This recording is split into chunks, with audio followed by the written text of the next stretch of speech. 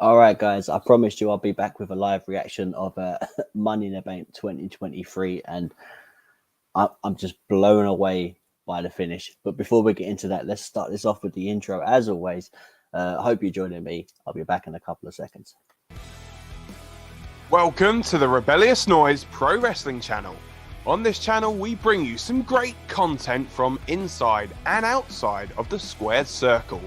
We will go through and offer some in-depth analysis of the biggest events of the year, as well as bringing you exclusive interviews with some of the industry's biggest names. There will also be live show reviews, in-depth features, and podcasts. So make sure you give that subscribe button a slam so you don't miss any of the action.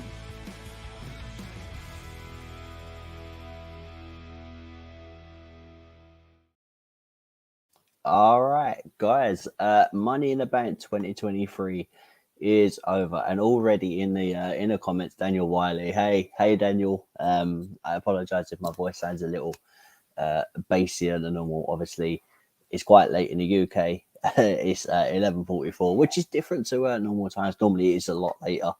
But yeah, I come on for instant reactions, and I mean, wow, what a pay-per-view, or what a PLE. It's incredible, wasn't it? It was absolutely fantastic. I'm speechless with that finish. It wasn't the way I thought it was going to go with Solo joining, but man, wow, that obviously the talking point right now, right here, right now, is Roman Reigns is pinnable. He is beatable. He has been defeated by one of the Usos, and I think what is poetic is the fact that it was Jey Uso that got the pinfall. Where it all started with Jey Uso, and now 3.5 years later, Jey finally gets to pin Roman. What a moment. The crowd singing the Uso song right at the end. I mean, even in at the beginning, it was just fantastic. This PLE was probably one of my favorites. There's a couple of hit and miss moments, but you're going to get that with every PLE. But man, how good was that?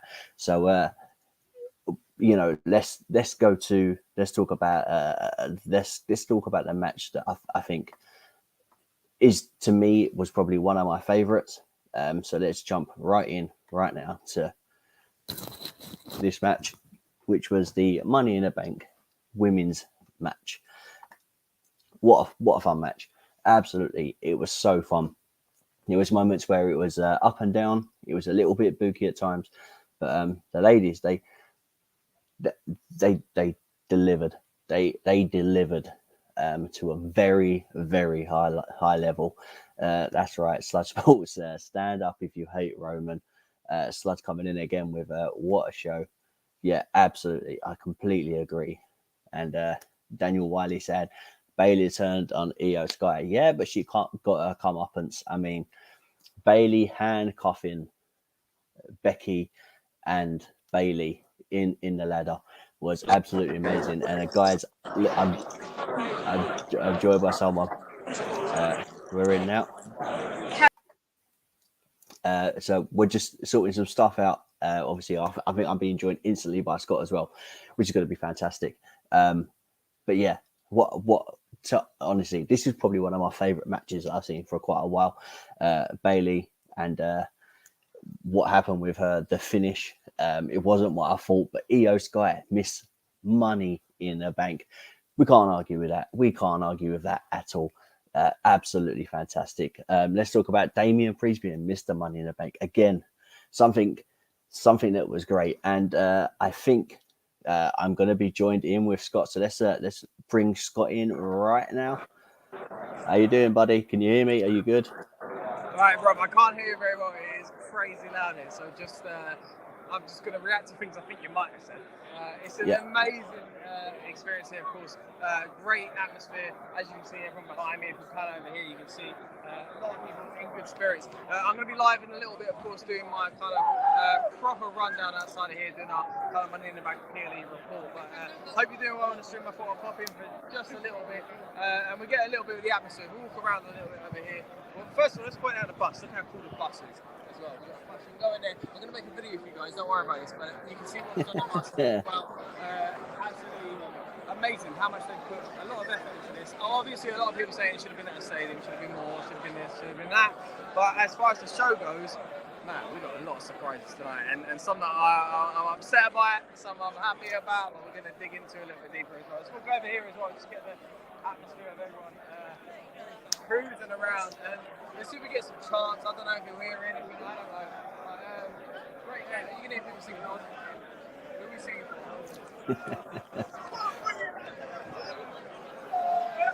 Every time I go there, I chant, I think it's end. Ah, I'm getting killed!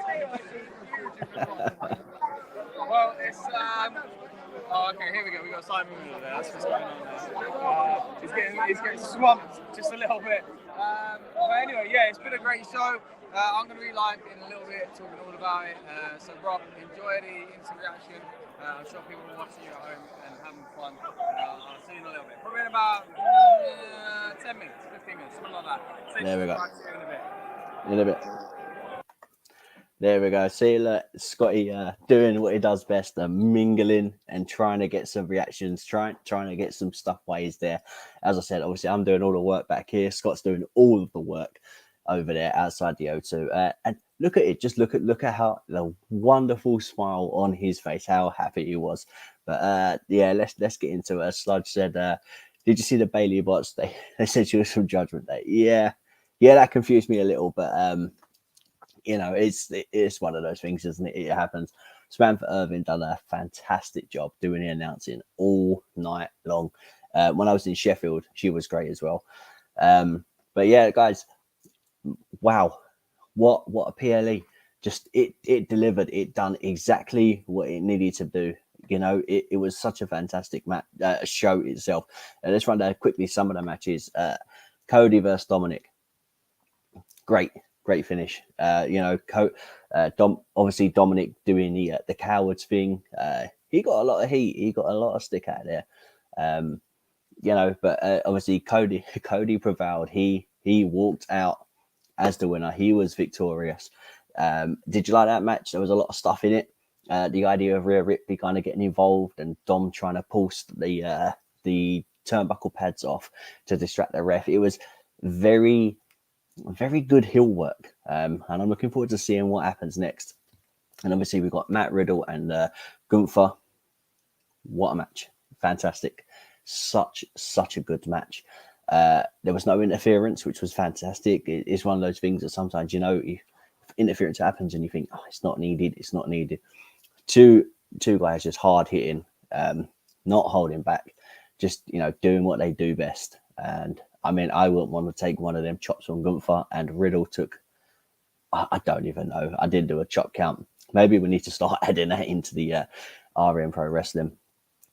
So Sludge is saying everything was good besides Cody and Dom. What was it you wasn't sure about of the Cody and Dom? What was it you didn't like?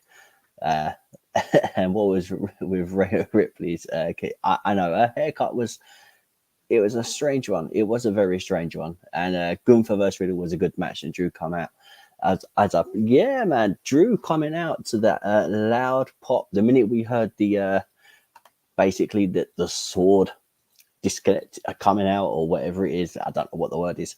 And then all of a sudden, out comes Drew. And I thought it was going to be a heel turn. I thought he was going to hit Riddle. But nope. What do we get? Drew and Gunther standing toe-to-toe in that ring.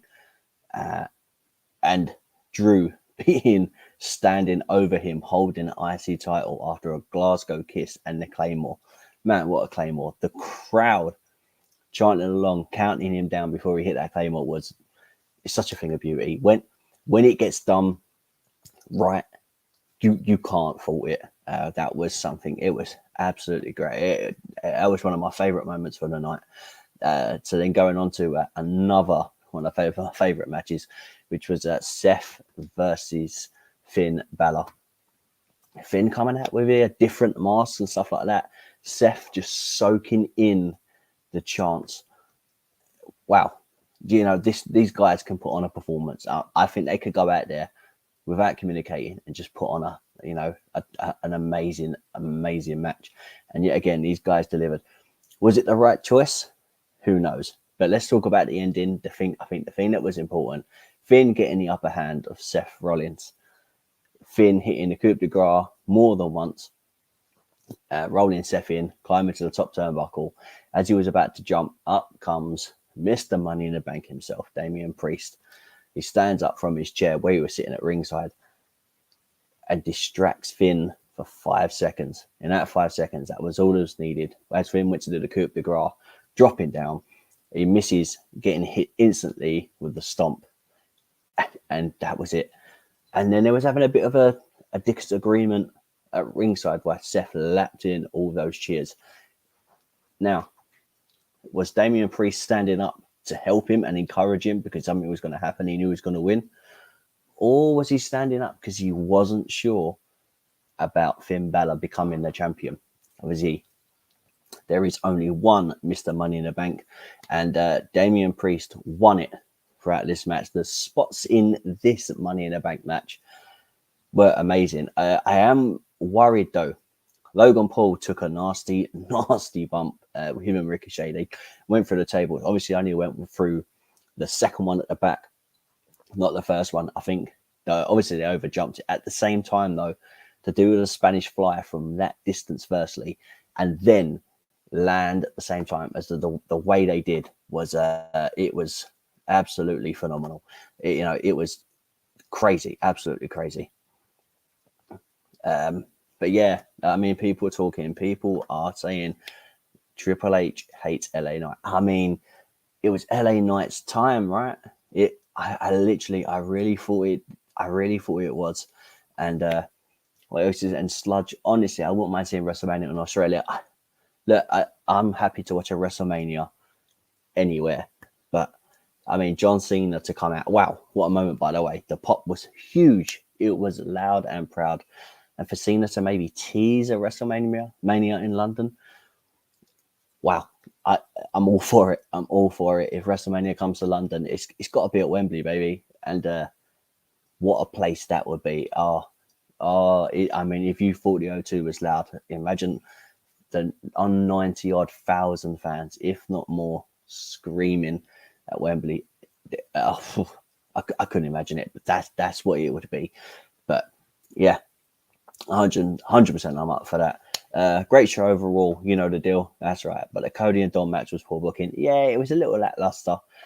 We knew that Cody was going to win. Didn't belong on a show and was a total filler. You know the deal. Yeah, I agree. It wasn't the best of matches. To be honest, I thought it was going to be a case of Dom winning a match due to interference from Brock Lesnar. That's how I see it. And obviously building up then from into the final match between Cody and Brock. And that's what this match was. But obviously that wasn't the case. The star of this match, hands down, was Butch. Yeah, talking about the Money in the Bank, Butch was absolutely incredible. You know, doing the spots, being in the right position, everything about this. The booking for that match from the producers backstage was great. You know, it was so well done. And Sludge, you're right. You scared Logan was paralyzed. Well, you're not the only one. He hit hard on that second table. I sat bolt upright, and I didn't know what I was seeing. It's obviously it's high risk in those sort of matches. People will get hurt. You know, there's cuts and bumps and bruises and all sorts. But man, I mean, accidents happen. But those guys, it was a complete accident. They hit the Spanish fly. They almost perfected. They hit the Spanish fly, but I don't know. Was the table too far? Was the distance wrong? You know, both obviously Logan's footing wasn't on the rope properly. Ricochet was moving. Obviously, it was a quick spot. I mean, it still looked good. It did look good, but I'm not sure if it looked extra because of the way Logan had landed. And I think obviously that brace for more impact, not going through both tables, bouncing off one through the other one, that's got to hurt, surely. I don't know how much give is in them tables, but man, that was what a moment. You know, we're talking about like moments like that, then that's something else. You want to talk about moments? Oh my goodness. Liv and Raquel are the women's tag team champions, all because Shayna Baszler turning on Ronda Rousey. Tell me, did anyone in the comments, did anyone see that happening? Was that something that you thought was going to happen? And I did not. I thought they were going to be a dominant force for a good few months. I was talking about this. If they have got that reign, they need to really show what's going on. So what do we get? We're Shayna Baszler versus Ronda Rousey at SummerSlam. Is that what we're getting? If so, let's do it. You know, let's see what they do. It was weird that their tag reign was short-lived, though. I really did think it was going to go on quite a bit longer. But yeah, clearly it wasn't meant to be. And obviously touching on the women's Money in the Bank match, did you have any favorite moments? Was there something that you enjoyed more than something else? How did you feel about it? What was your opinions of the show overall? What was match of the night? For me itself, match of the night, I think it's between one or two. So I'll give you my opinion. So this is going to be one of them. I think this is match of the night for sure. And I think, what are we saying? I think the other one that's going to be match of the night has got to be this one, the Civil War match, Roman and Solo versus the Usos. It just, again, the booking for them was great. I think for me though, the women's ladder match just takes it. You know, it was so good. It's just things about it. There was a bit clunky at times. I think you could see that more through Trish than the other competitors that were in the match. But obviously, she isn't full time. She doesn't probably train hard as the other women due to obviously not being on the road all the time. You know, but for her to get into that match as a Hall of Famer, you know, she doesn't have to do that. And man, it was great. It was great. It was such a good match. The finish was great.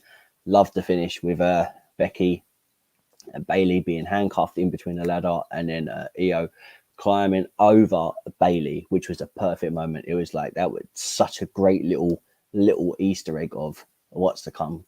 Being bigger, climbing over Bayley, overcoming Bayley as an obstacle to get the Money in the Bank. That's how I see that, and I think if that's what they were trying to portray, then they've done an absolutely fantastic job. It was so well done. I thoroughly enjoyed it. And finally, I do want to touch on this one a little bit more, which was Gunther versus Riddle. Just there's something about these two, the connection and the way they work was something else. I think if you could put these two together and you could do a best of 7 series, and I think every match would be just as spectacular as the last one.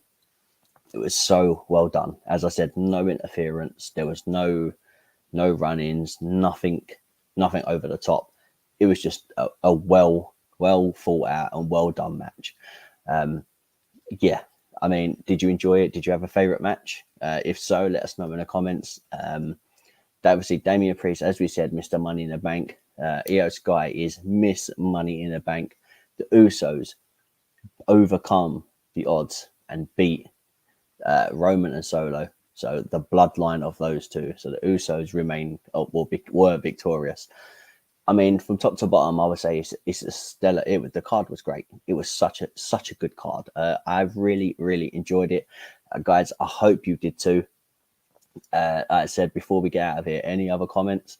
While I'm waiting for you to kind of post anything of what you thought, your opinions and stuff like that. One of the people that was handcuffed to the ladder, that's right, that was Bayley. Well, lucky for us, Scott got given the opportunity to speak to Bayley, and that is on this channel as well. Bayley talks on a damage control breakup, possibly happening now, right? Her song, plans to secure a Mania moment, and a lot more. Literally, as I finished this, Scott will be coming on, and he'll be doing a live PLE report from London. You already see him out there. I don't know how good the sound's going to be, the quality, obviously because of the fans coming out and they're piling up. But Scott's going to do as best as he can to literally get some content out to you guys. Obviously, there's going to be more content. He already teased the thing for the Money in the Bank bus. Obviously, I didn't get a chance to see that. I'm here. But Scott did. You got to see it in person, and obviously I'll see it at the same time as you guys that wasn't fortunate enough to see it. So yeah, that'll be great to see. Obviously, there's a lot more content coming up. But I would want to say thank you guys so much for coming back again. Thank you for the comments, joining us for the build up, joining us for the fan review, and then coming back once again for just listen to me talk about the instant reaction. And then if you stay long enough, then you're going to listen to Scott give his live PLE report, which I can't wait to hear. I love, obviously normally we do these together, but this is just my opinion. This was my views. Obviously, maybe Scott's going to have different ones. We'll see. But I would say the fans left smiling. They're happy. It was a great finish. I think it was the right decision for the finish. And we'll see from there. Finally, guys, if you haven't already, then as the ticker says at the bottom, subscribe to the channel, hit that little bell, and you'll be notified straight away when we have new content out, whether that's us going live, whether that's us talking about more wrestling, us doing a random podcast to do with wrestling, us doing watch-alongs. Obviously, we've done quite a few of them, and much, much more. Guys, we are looking to fill this channel as much as we can, and all we're asking for is your help. Just hit that subscribe button, turn that notification bell on, so you'll be up to date with what we're doing. You can join us back, and then talk all things wrestling, hit them comments, and go from there. So guys, thank you so much for joining us. Please join Scott for in about the next 10 minutes when he does his live PLE report from London outside the O2 Arena. That's going to be a fun one. Let's see if he can get through this. I don't know how his voice is sounding, but guys, that's it from me. Thank you so much for joining me. Peace, and I'll see you on the review. Bye-bye. Welcome to the Rebellious Noise Pro Wrestling channel. On this channel, we bring you some great content from inside and outside of the squared circle. We will go through and offer some in-depth analysis of the biggest events of the year, as well as bringing you exclusive interviews with some of the industry's biggest names. There will also be live show reviews, in-depth features, and podcasts. So make sure you give that subscribe button a slam so you don't miss any of the action.